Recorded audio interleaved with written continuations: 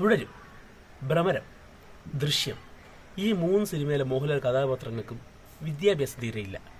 തുടരും എന്ന് പറഞ്ഞ സിനിമയിൽ എങ്ങനെയാണ് നമ്മൾ എന്തായാലും വിദ്യാഭ്യാസം തീരെ കുറവായിരിക്കും, കാരണം ഒരു ടാക്സി ഡ്രൈവറാണല്ലോ. അപ്പം ഇങ്ങനൊരു കഥാപാത്രം ലാലേട്ടൻ്റെ വെളിയിൽ വന്നു കഴിഞ്ഞു കഴിഞ്ഞാൽ പ്രേക്ഷകരൊന്ന് ഭയക്കണം. കാരണം അത് വേറെ മൂഡ് സിനിമയായിരിക്കും എന്നുള്ള കാര്യത്തിൽ യാതൊരു സംശയവുമില്ല. അത് തന്നെയാണ് ഇന്നലെ തരൺമൂർത്തിയുടെ ഒരു ഇൻ്റർവ്യൂവിൽ ആങ്കർ തരൺമൂർത്തിയോട് ചോദിച്ചത്. വിദ്യാഭ്യാസം ഇല്ലാത്ത ലാലേട്ടൻ കഥാപാത്രം വന്നു കഴിഞ്ഞാൽ പ്രേക്ഷകരൊന്ന് ഭയക്കണ്ടേ എന്ന് ചോദിച്ചപ്പോൾ തരൺമൂർത്തി പറഞ്ഞാണ്, വിദ്യാഭ്യാസം ഉണ്ടോ ഇല്ലയോ എന്നുള്ളത് കൊണ്ട് ലാലേട്ടൻ്റെ ഒരു ചിത്രം വന്നു എന്ന് പറഞ്ഞു കഴിഞ്ഞാൽ തന്നെ ഭയക്കണം. അപ്പം അതായത് ഈ 3 സിനിമകളുടെയും പേര് അവസാനം അമ്മിലാണ് അവസാനിക്കുന്നത്. അതൊരു ബന്ധമാണ്. ഈ സിനിമ ഇതൊരു ബന്ധമൊന്നും ആയിരിക്കില്ല, പക്ഷേ ഇങ്ങനൊരു നമുക്ക് നോക്കുമ്പോഴത്തേക്കും ഈ 3 സിനിമകൾ നമ്മൾ ലാലേട്ടൻ്റെ ഏറ്റവും ഇഷ്ടപ്പെട്ട സിനിമ, എനിക്ക് ഈ ദൃശ്യത്തിനേക്കാളും ഒരു പടിക്ക് മുകളിൽ ഇഷ്ടപ്പെട്ട സിനിമയാണ് ഭ്രമരം.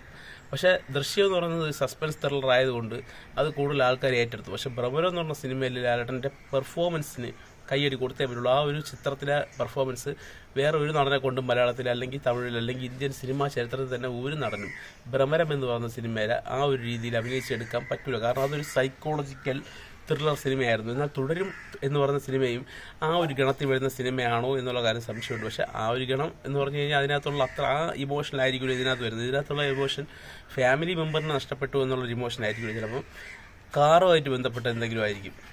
നമുക്ക് എന്താണെന്ന് ഉറപ്പിച്ച് പറയാൻ പറ്റുമെങ്കിൽ പോലും ഈ ഒരു സിനിമയ്ക്കകത്ത് ഒരു ഇമോഷണൽ കണ്ടന്റ് ഉണ്ട്.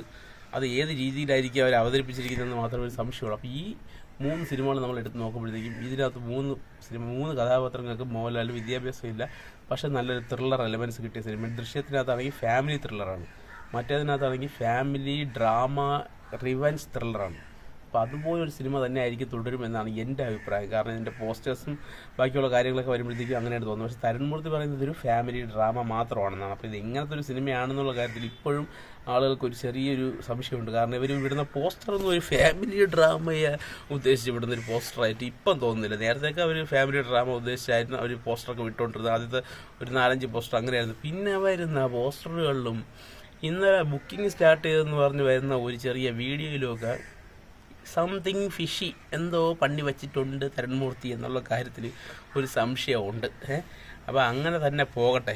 ഭ്രമരവും ദൃശ്യവും വന്നതുപോലെ തന്നെ രണ്ടും കൂടെ മിക്സ് ചെയ്ത് ഒരു കലക്കങ്ങ് കലക്കി കഴിഞ്ഞാൽ ബോക്സ് ഓഫീസിൻ്റെ കാര്യത്തിലൊരു തീരുമാനമാവും. പിന്നെ എനിക്ക് തോന്നുന്നില്ല എമ്പുരാന് പോലും ഈ ഒരു കേരള ബോക്സ് ഓഫീസിൽ ഇത്രയും തകർക്കാൻ പറ്റുമെന്ന് എനിക്ക് തോന്നുന്നില്ല. ഈ ഒരു സിനിമ ക്ലിക്കായി ഈ സിനിമ പ്രേക്ഷകർ ഏറ്റെടുത്ത് കഴിഞ്ഞാൽ വേറൊരു സിനിമയ്ക്കും ഇതിന് മുകളിലെത്താൻ പറ്റും. അല്ല എമ്പുരാന് പോലും ഇതിന് മുകളിൽ കേരള കാശ കിട്ടുമെന്നുള്ള കാര്യത്തിൽ എനിക്ക് സംശയമുണ്ട്. കാരണം ഇത് ലാലേട്ടനെ ഇഷ്ടപ്പെടുന്ന ആൾക്കാർക്ക് എല്ലാം കയറി കാണാൻ പറ്റുന്ന സിനിമയാണ്. അല്ലാതെ നമ്മളെ എമ്പുരാൻ പോലത്തെ ഒരു സിനിമയല്ല. എല്ലാ ഫാമിലി മെമ്പേഴ്സും എല്ലാവരും ഏറ്റെടുക്കുന്ന ഒരു സിനിമയായിരിക്കും.